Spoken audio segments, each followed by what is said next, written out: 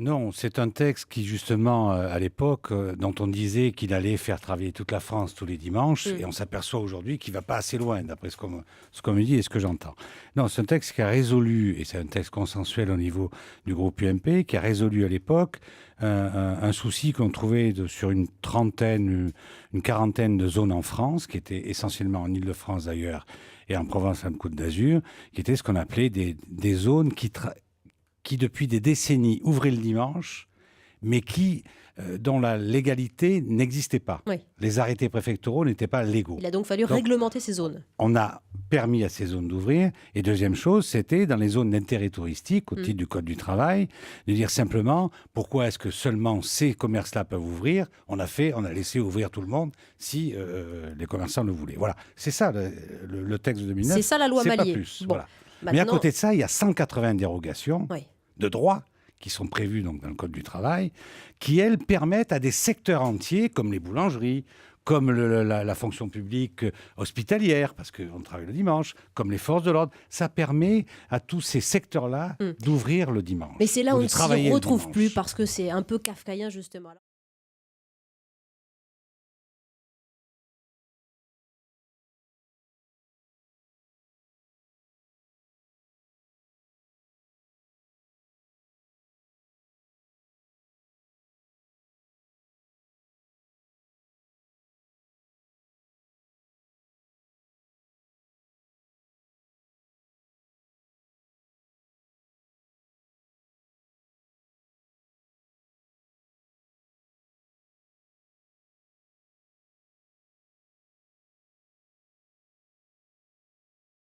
Alors, on a beaucoup de questions sur ce texte et sur l'avenir de ce texte. Une mission est confiée à Jean-Paul Bailly sur le sujet. Monsieur, en studio.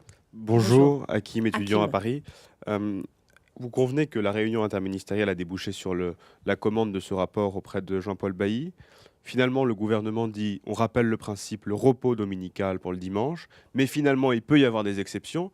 Est-ce que vous convenez que le gouvernement est peut-être sur la bonne voie et qu'il se dit, il faut progresser, il faut avoir une évolution législative sur ce point? Richard Mallier. Je le souhaite personnellement, parce que c'est vrai qu'en 2009, il y a eu un grand débat, mais que ça a continué à évoluer et qu'on s'aperçoit que finalement, c'est la société qui évolue. Qu'aujourd'hui, on a du commerce sur le net et que le net, c'est 7 jours sur 7, 24 heures sur 24. Donc, il faut laisser aux commerçants la possibilité qui, eux, amènent en plus le contact humain. En plus, on voit ce qu'on achète dans ce cas-là, puisqu'on y va. Contrairement au net, où on voit sur un écran et on va finalement choisir sur un écran. Donc, on a le contact humain qui est pour moi, très, très important, le contact humain.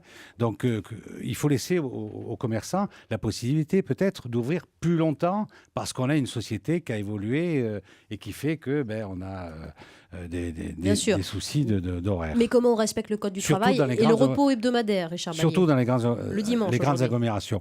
Mais vous savez, moi j'ai toujours dit qu'il n'était pas question de revenir sur le repos dominical. Il était question simplement d'y déroger quelquefois parce qu'on s'aperçoit qu'on a besoin d'y déroger. Donc on y dérogerait encore plus selon vous? Maintenant, Jean-Paul Bailly, que j'avais rencontré en son temps, puisqu'il avait mené une mission au CES, c'est un homme qui me paraît un peu d'ouverture de ce côté-là. Donc moi, je suis prêt à en discuter avec lui. Mais je crois aussi que le gouvernement botte un peu en touche pour 2 mois et on reverra dans 2 mois quand le soufflet sera un peu retombé. Bon, on a Arch sur Twitter qui nous dit d'ailleurs, un ancien patron de la Poste pour plancher sur le travail le dimanche, je suis peut-être le seul que ça fasse bien rire. Bon, ça c'est pas très sympa pour Jean-Paul Bailly. Non, parce que la Poste, il travaillait le dimanche aussi, la Poste. C'est vrai. Allez, question. Oui, pour le courrier du lundi, il travaillait le dimanche. On est bien d'accord. Question, monsieur dans le public d'Europe 1. Bonjour Monsieur Mailly, je suis Jean-Félix, étudiant en droit.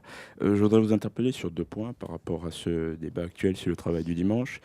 Premièrement, c'est d'abord la difficulté de certains élus locaux pour les zones qui reçoivent des dérogations spéciales au niveau du droit.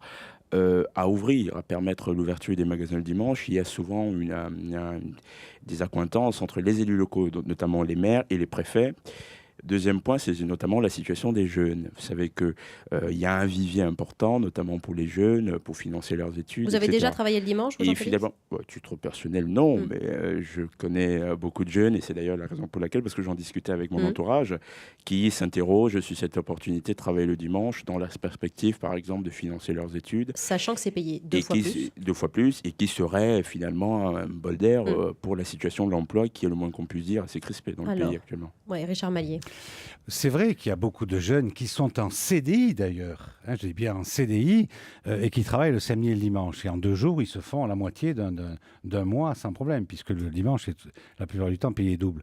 Donc en fait, ils se font de l'argent de poche. Moi, quand j'étais jeune étudiant, il m'arrivait d'être travailler dans un restaurant le samedi et le dimanche. Et puis, je m'en porte pas plus mal pour autant à l'âge où je suis, quoi. Oui, et vous disiez la plupart du temps, ça c'est intéressant de souligner ce problème. C'est parfois payé double, parfois payé comme un jour classique. C'est là aussi où la loi peut évoluer, Richard Malier, Alors, aujourd'hui. je pense. Je pense aussi parce qu'il y a 2 sortes. Il y a les 5 jours du maire et les périmètres d'usage de consommation exceptionnelle où il y a nécessité de volontariat, nécessité de paiement double et nécessité de repos compensateur.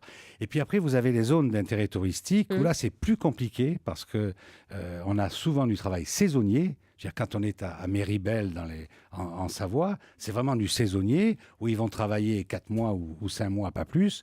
La plupart du temps, d'ailleurs, il leur arrive de travailler 7 sur 7. Bon, ils sont logés, nourris, ils savent pertinemment où ils vont.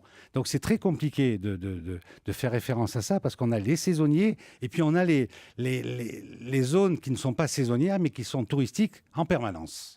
Donc, comment faire? Et d'ailleurs, le texte de 2009 prévoyait qu'il y ait des négociations entre les partenaires sociaux. Je vous avoue que je ne suis plus parlementaire depuis maintenant presque 1 an et demi, et je ne sais pas où on en est de ce côté-là. Mais en tout cas, le texte prévoyait la nécessité pour les organisations syndicales et d'employeurs de discuter et de négocier. Alors, je vais donner la parole à madame dans un instant. On a Marc en studio, mais on a Marc d'abord qui nous appelle au 39 21, qui nous appelle de Cambrai et qui veut réagir sur la nécessaire évolution de la loi.